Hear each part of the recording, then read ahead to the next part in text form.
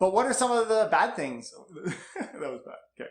So you want to invest in a booming real estate market here in Toronto, but you're having trouble getting a positive cash flow. This is not a unique issue. Many people are experiencing it, but what if I told you that we found a way to get an extra $300 a month for you simply by furnishing your unit? Cha-ching! Before I get started, my name is Bradley. I do videos like this all the time to keep you up to date on the latest tips and tricks here in the GTA real estate market. Let me start off by asking you guys a question.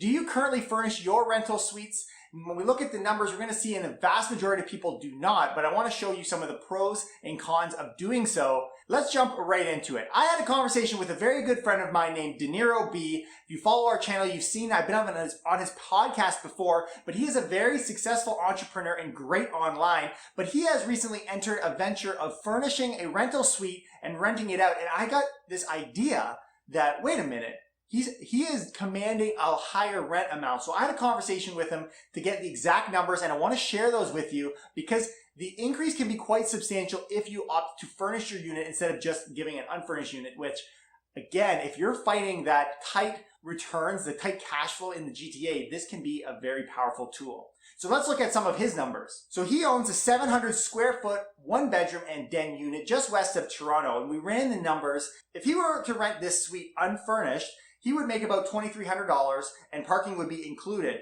However, because he's opted to furnish the unit and he's leaving some of the space because he's doing a lot of traveling, he's very successful that way and he's leaving this behind, he's able to command a $2,600 rent amount, plus the parking is unlikely needed by this individual because of who usually rents these spaces, so he can get an extra $150. So we're looking at an additional profit of about $300, plus if he can rent his parking for $150, we're talking $450 a month. This can go a long way in a very tight real estate market here in Toronto. I asked him what type of property managers to look at for this type of unit, and he gave me a couple names. The first one is called Sky Suites. Now, the only challenge here is they're better downtown if you're right in the downtown core, but there's another website called Rent It Furnished, and they're a lot better if you're outside the downtown area for this type of unit.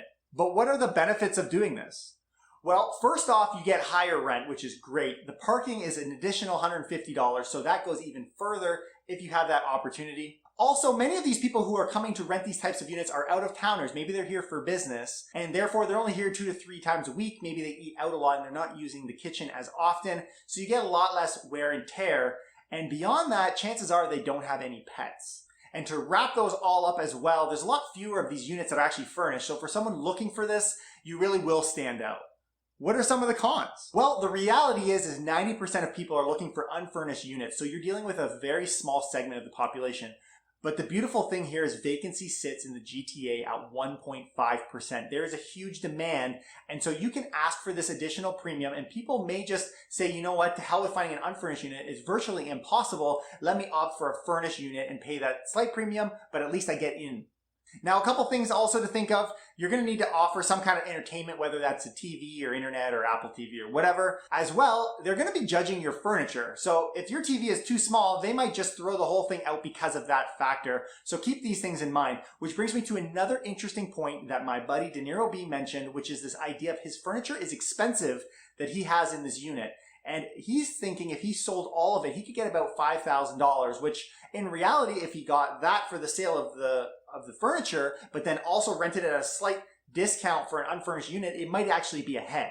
So this scenario generally will only work in the event that you have not so expensive furnishings that maybe look good, but are on a budget. So let me ask you guys a question. Is it worth it? Given all the challenges that many of you guys are facing in the GTA and getting that positive cash flow in and around Toronto, is this something that you think is a viable solution and something that might help get that little bit extra money to get you over that hump? I'll see you guys next time. Make sure you slam that subscribe button. We're going to continue to put out fantastic content. Take care and keep it real.